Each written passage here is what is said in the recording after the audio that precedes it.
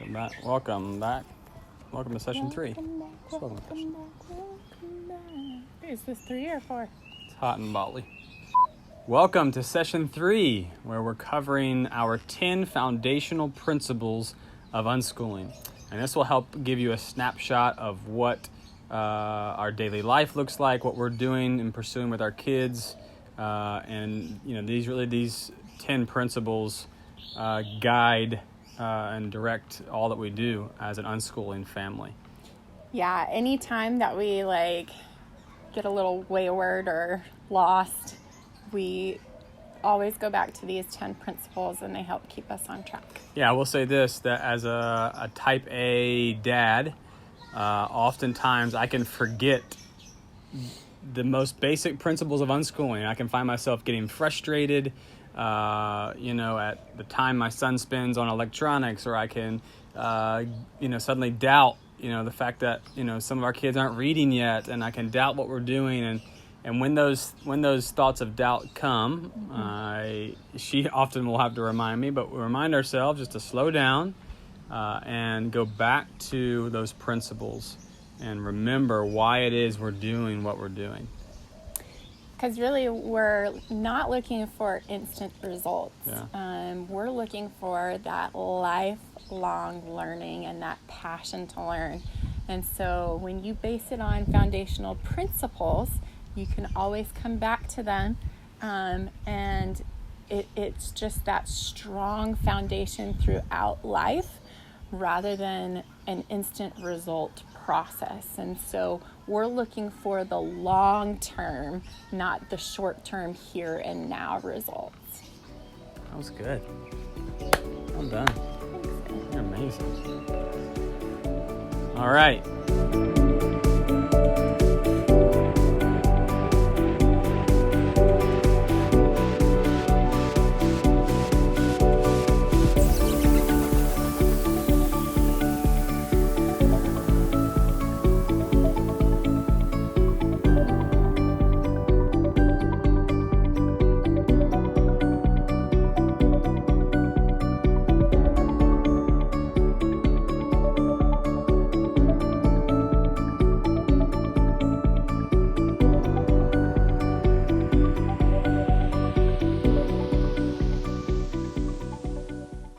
So, principle number 1, unschooling is about principles and not rules.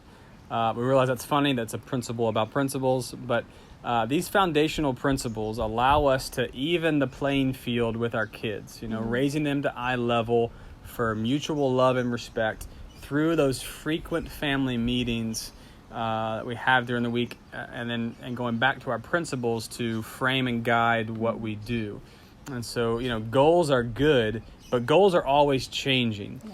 And if you focus on results or goals, then you're not going to make it as an unschooler. You have to keep principles and convictions in your focus. And so that also protects you from comparison. Well, these kids are like this, or at this age, he should be reading at this level. Mm-hmm. You can't play the comparison game in unschooling. So go back to your principles. So principle number 2 we have is that learning never stops. We're always learning, and it is not possible to divide learning into learning time and not learning time. Mm-hmm. Everything that goes on around us, everything we hear, see, touch, smell, taste, all results in some sort of learning. Unschoolers don't typically follow formal timetables or curriculum or school terms because we're always doing life. We're always learning. There's no need for us to even separate life into subjects. This is math time and this is English time and this is, it doesn't have to be that undivided time for that one subject. This hour is this hour is that, because it's happening all the time. So in one activity, you can be doing so many different types of learning. So for example, just a few days ago, actually, we were at the store and our 2 oldest kids decided they'd seen some Nerf guns on the shelf and wanted to buy these Nerf guns. We gave them the freedom to do that if that's what they chose to use their money on. And we have an app on the phone that keeps track of the money that they earn. When they earn money, they have the option to take the cash and put it in their wallet or keep it safely put away in their room. Or they can put it in my wallet and I can put it in the app. And so then I serve as an ATM. And so this particular day, they chose to take some money out of their account and buy these Nerf guns. And we get home and, we have a big family. And so inevitably we're having to share everything, right? And so they go out to the field down the road and decide to have this big Nerf gun war. And so they're playing with their siblings and they're having a blast during this Nerf gun war. And at the end of the day, I think a whole day had passed. By the next day, they had lost all of their bullets. There wasn't a single Nerf bullet left. And so Aliyah, our oldest, called a family meeting. I got to figure out what happened to my bullets. I know I had bullets left just last night. So he called this family meeting and explained, hey, I put them behind my books on my bookshelf, safely put away. I was trying to take care of what I had. And so then we had this family meeting about where the bullets went. Well, I lost one because I shot it over the wall, or I lost one because I saw the dog ate it, or whatever. And so we figured out what happened to all of the bullets, and then had to come up with a plan to rectify it, And so we all, as a family, went through the property and searched in the bushes and searched over the walls and tried to find as many bullets as we could find, and then inventory what they had. And then they would figure out what was missing and how they were going to replace the Nerf gun bullets. But as I look back on that one just simple example, you can see all kinds of things happening at once. All kinds of what you would maybe divide into subjects, school subjects. They had to decide, first of all, how they were going to spend their money. They had to do the math to figure out the exchange rate. We're in Bali and it's 14,000 rupiah to $1. And so they needed to figure out how much the Nerf gun cost, how many dollars they need to take out of their account to be able to pay for these Nerf guns in rupiah. And then, as they get home, they're figuring out how to share, how can we allot different periods of time for their different siblings. But then they're learning, leadership skills as they're having to figure out this game together. Yeah, go ahead. I don't need floaty. You don't need a floaty. I don't need floaty. You got this? I need goggles. Okay, you do need goggles. Yeah. Oh, yeah. Those goggles. I like those. Right there. Right there, those goggles.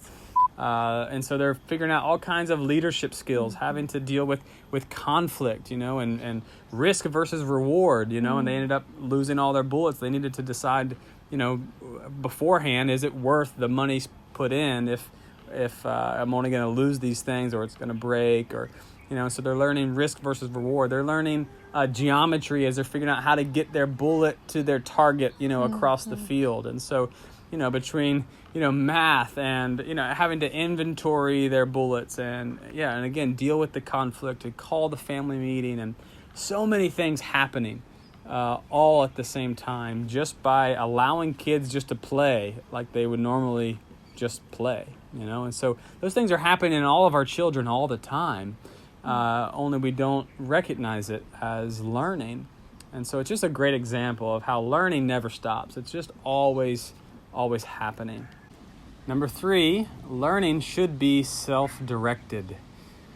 When learning is forced or controlled, it can cause anxiety, stress, confusion, and embarrassment. All those things inhibit real learning. An example of this is, as a parent, I've still been unlearning, and and so over the years, I've failed forward, and there's times where I've tried to force something, and it usually backfires on me. Our oldest, Aliyah, he is an incredible reader. He's like reading on a college age level, and he's really into these Harry Potter books. He's on book number 4 of the Harry Potter series. He reads all the time. He's just, he's walking and reading when we go somewhere. He takes his books everywhere. And then our second child, Bella, she's very different. She's the creative type, and she is she does not have a love for reading. and she's just getting through Dr. Seuss level books, and so I've in the past tried to force her to read, and I'd sit down with her and try to teach her, or I'd get frustrated when she couldn't read something at the store, or I'm like, Bella, you can read this, and usually my expectation and my frustration only causes her to shut down more, and shut that out, and sometimes entirely for whole periods of time. And so because really, I think we've been able to see through observation that, to be honest, it was that original expectation, that comparison between her brother and the way that she learns. By placing that on her, it shut her down even before she got started. Yeah. And so, alternatively, when someone is free to self-discover a topic or a skill or a passion for themselves, and it's done with joy and just for the joy of it, it actually can really become a part of who they are. Everyone learns differently too, so we have to go back to that really should be one of our principles. We don't have it in there, but everyone learns differently. And so her brother learns really well photographically, whereas she's more auditory. She likes to hear things or touch them and do them. And so we just really have to relax our expectations and flow into the way that they learn and the way that they grow, and know that it's okay that they learn differently. An athlete might learn differently than a pianist, So we have to see life a little bit differently than the typical standards. Yeah. So, for example, going back to Elia's love for the Harry Potter series, that all started with a video game. He was playing the Harry Potter game on the Xbox and just fell in love with the characters and the story. And so then he ended up getting a Harry Potter app on his iPad that actually walked through the books, through the series in an interactive game. And so in order to be able to play that game he wanted to play, he had to be able to read in order to be able to get through the next steps. And so he's learning to read and teaching himself how to read in order to be able to play this game he wants to play. And then, of course, that just fed into his love for the whole series and started picking up the books and just reading on his own. Yeah. And so just allowing him to self-direct and to lead his own learning is crucial. Principle number 4, self-directed learning brings joy. Learning in and of itself is satisfying and intrinsically rewarding. Therefore, irrelevant rewards can have unintended side effects that do not support learning. If you allow learning to happen based on needs or desires that arise in your children, then the learning itself is the reward. It brings more freedom and independence to do things on their own. We often live in a society where we must wait for someone to tell us what to do, where to go, what to know, how to do it. But when you are self-discovering, or when your desires are leading you, then you're more independent and able to think freely and fail forward to get to your aim, your goal, and not have to wait on others. So, for instance, what's the point in a gold star sticker or a smiley face or a check mark? What did that gain me? Maybe a little self-confidence, I suppose. But what about things that you're working towards that bring real results in your life? For instance, my husband is actually researching right now how to build a cabin. We're looking to live off-grid and a little more sustainable. And I mean, in the end, we're going to fail a lot. Yes. And it's going to be interesting. but in the end, we'll have a cabin. Like, how cool is that, Yeah. That's just a little example of how working towards something real can be far more productive than these fake accolades. Yeah. Yeah. So the point here and under this principle is that if the child is self-directed, they're choosing for themselves to pursue something or to learn something, then the reason they chose it to begin with is the reward. And so you don't have to give out, you have to give gold stars and grades and things because you were forcing them to learn something and you need to give them some reward. But if they're choosing it for themselves, then the reward is the learning itself. Number 5, joyful learning is not easily forgotten. When learning is coupled with the feelings of joy and satisfaction, it's much more likely to be retained by the learner. In conventional schooling, a student will take in information, just to pass the test and then often forget the material because it wasn't something that they wanted to do. It was just being done for someone else. But when a child is learning it with joy and fun, through play, it's much more likely to be remembered and absorbed. An example is that when we go out as a family and we're eating at a restaurant, there's a game we love to play. We call it just the alphabet game, but where each person will go around and takes a letter of the alphabet and tries to come up with the longest sentence using only words that start with that letter. Alley, alligator, ate an apple, something like that. And we would go around. And it's a ton of fun because the older ones are trying to come up with the craziest, longest sentence, and they're expanding their vocabulary as they're trying to do it. And then the younger ones, they're just basically learning, just their ABCs. And it's a lot of fun. I remember we played it recently. Our oldest, he got to Z, and he had this long sentence and said something about a Zeppelin. And I was like, Elia, that's not a word. What's a Zeppelin?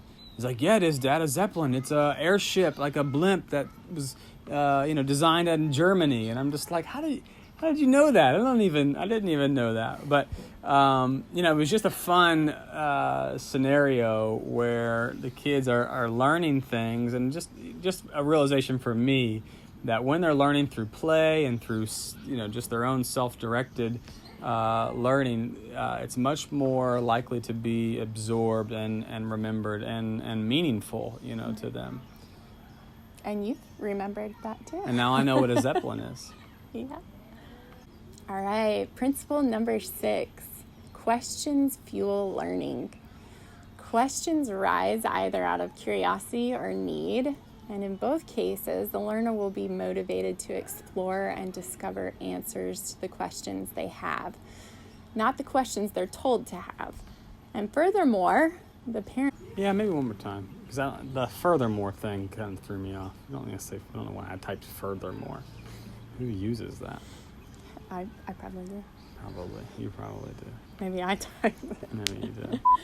The parent or guide must resist the urge to give them the answers, but rather answer their questions with more questions. Inviting them to seek out the answer on their own gives fuel to further learning. Yeah, and this one's hard because as a parent, at least for me, there's a knee-jerk reaction, especially if the timing is inconvenient. If I'm busy, I'm doing something, and they have a question, I'll just give them the answer really quick. Rather than inviting them in, hey, well, would you like to look into this further together? And responding their questions with questions and being able to be inconvenienced is something that you may have to unlearn to be able to do. I think so often we see that maybe schooling is more about becoming a consumer than it is about learning to feed yourself and to grow on your own terms without the need of outside help. An example of this was the other day, one of our younger kiddos, Imani, she was sitting with me and she just had a question, how do horses have babies? And so we kind of jumped into that a little bit. And I said, well, would you like to watch a video on it? And so she was into that. And so she went ahead and researched on YouTube a video of horses having babies.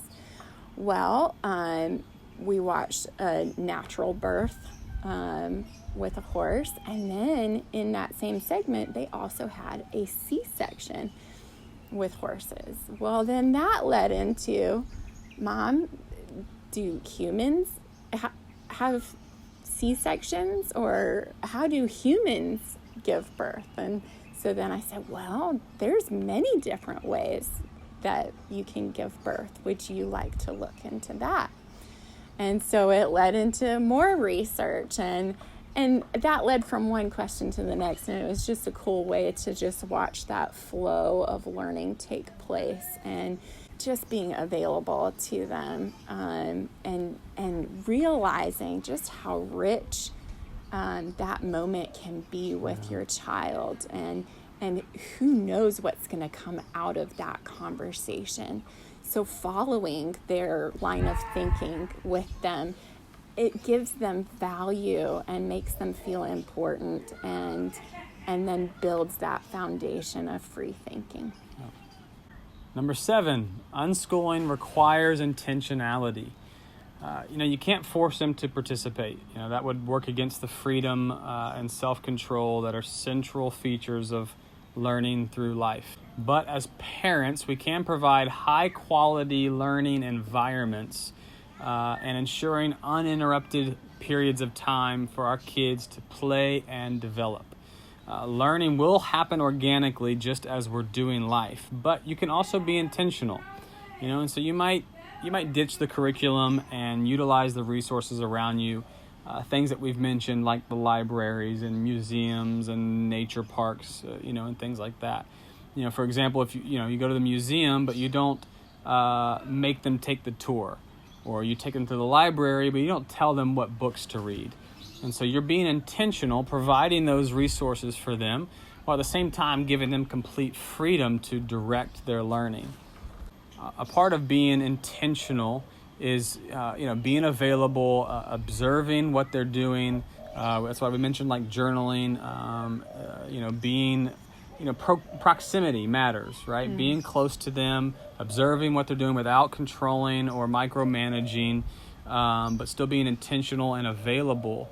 A great example of this is our daughter Bella, who I mentioned does not like to read. She does happen to love to write. Yeah. And so she makes all kinds of cards. She writes in her journal. She makes her own journals. She'll write stories. Makes menus. Today she came up while we're filming this with a lunch menu, and she made her own menu. But, as a part of learning and growing, her spelling is all wrong. Not all wrong. It's not all wrong. Her spelling is often a struggle. And so Keisha's really good at celebrating what she's created, and encouraging and building her up, and then just simply asking the question, would you like help correcting that? And today, for example, Bella said, no, it's okay, not right now. And that's okay. And so giving her the freedom, building her up, and encouraging her and empowering her, and celebrating those baby steps, that she loves it. She loves to write, and we never want to do anything to, to quench that love for writing. But still being intentional to be available to help when she needs it. So this actually kind of goes back to one of our myths that we talked about in session 1 about, unschooling is not lazy or neglectful parents. But we said that in some cases there are unhealthy unschooling families that have chosen to unschool just out of convenience, and sometimes can fall into some lazy, undisciplined practices that are not intentional and can cause gap areas in your children's development. Maybe the danger of sheltering and staying within your bubble at home and not allowing your children the freedom to interact with the community and not being intentional about providing resources and things that they want to pursue. And so a lack of intentionality is really dangerous, can bring a lot of harm to your children's development. And so we want to really emphasize this principle that it must be intentional. So provide resources, allow them the freedom to pursue their passions. When they've got questions, help them fuel those questions. But the tension is being intentional without micromanaging, without overstepping your bounds, but still allowing them to direct it, but you're available. Number 8, learning should be free, relaxed, and uninterrupted. Learning does not bow to deadlines or fall in line with anyone's schedule. The learner must be free to go at their own pace. If we step in and try to control, it inhibits learning, often shuts down the learning taking place, doesn't build confidence. So whenever we notice our kids doing something that maybe we're a little unsure of, something we ask them is, what's your plan? Instead of immediately assuming that they're about to get themselves in trouble. Most of the time they have a well thought out plan. Maybe it could be executed in a better way, but nonetheless, instead of shutting them down immediately, we open up a conversation where we're able to help instead of unknowingly hurting their confidence and imagination. So an example of this is our youngest, Zach, has just recently picked up swimming. Now that's one of those things that it borders on the dangerous level, right? And it's like you get a little nervous when they start trying to jump in the pool on their own and things like that. But we noticed that the more freedom we gave him, the more room that we gave him, it actually taught him the need to get to the edge of the pool or to come up for a breath of air. And I would say that's been one of the areas that, it was easy to be a little bit nervous on. But as a family as a whole, we all really started to notice that the more freedom that we gave him in that area, the faster he picked it up. And our older kids were like, man, he's swimming so much sooner than I swam. And I think it was our fear of their safety that probably kept them from what they already had was innate abilities to survive. Right?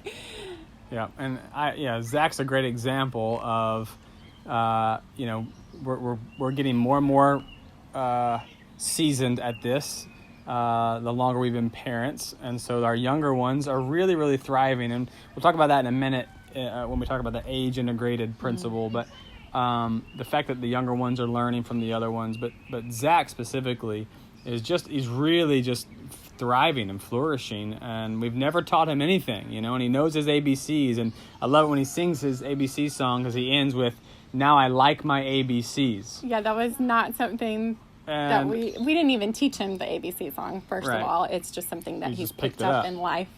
But he's the one that said, "Now I like my ABCs." But what a profound example of unschooling and the difference between conventional schooling.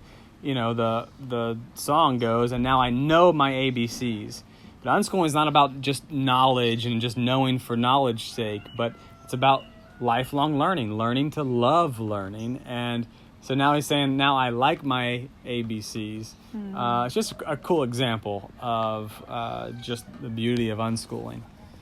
Number 9, learning happens best during age-integrated play.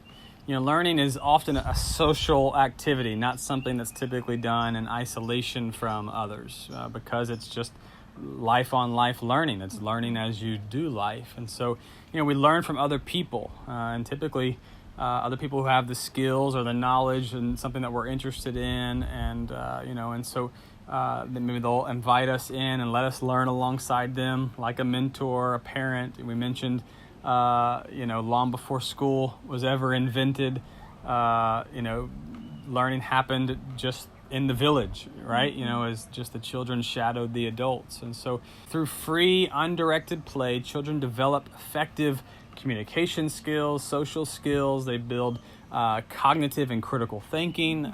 They grow in confidence and creativity. A great example of this is, through games when children play together of all different ages. If you go to the park, you can observe this. Our kids are great at going to the playground, and within minutes they've got 30 kids involved in this huge game of tag, and it's like, how did they organize that so quickly? But kids they naturally bond together and play together of all different ages. And it's so cool because, the younger ones are always looking up to the older ones, and they're learning. But even the older ones, they're learning leadership skills as they're dealing with the younger ones. They're learning how to nurture and care for the younger ones. And, it's not just in sibling relationships, but also in community.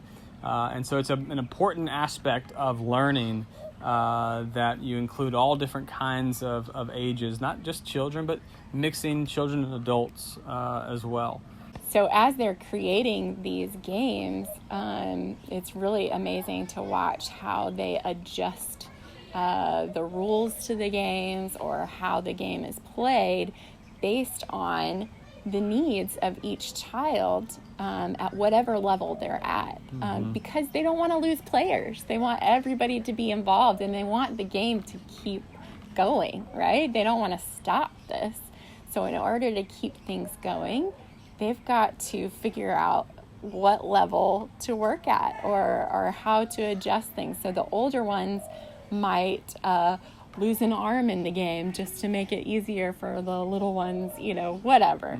Take your kids to a place and just observe how children play together, how they just naturally congregate and come up with games, and just kind of watch what's happening, as they deal with conflict, as they adjust the games to get more people involved, or to, it's a really, really profound thing happening when you watch a child at play. Number 10, failure is not an enemy. Our children must have the freedom to fail. Fear of failure is often created by the parents or someone else's expectations. If they don't have the freedom to fail, then they won't even want to try. We often see that in some of our children, that maybe we have placed an expectation on them. And one child in particular will literally just not attempt things if there is that expectation or that feeling that if I fail, then I will have ruined something. Or, sometimes for us it may be because of money or whatever. We don't want to break another dish, or we don't want to, have to buy a new whatever. And that overlording expectation can squelch that desire to grow and learn in them. And being okay with just the messiness of learning through life. That it's not always neat and clean, and embracing the messiness of it, and knowing that it's actually through failure that we learn. And so not only is failure not an enemy, it's actually necessary if you look at any great innovator throughout history, it's necessary for growth and progress and experimentation and learning. And practice, we have that saying, practice makes perfect. But if you're always perfect, then you're not going to grow. There's no room for growth. And so really instilling in our children that understanding. And so we say it to them often, guys, failure is not a bad thing. Okay? It's okay to fail, okay? Because that's where we have room to grow. And so give your children the freedom to fail forward. So I hope these principles have been helpful as we look back and think about some of these these crucial foundational elements to learning through life, being intentional and giving them, lots of freedom of, uninterrupted play and allowing them to do it just out of joy and for the love of it. Our kids are screaming right now downstairs, playing some game, and that's great. Even though they're ruining the video, that's great.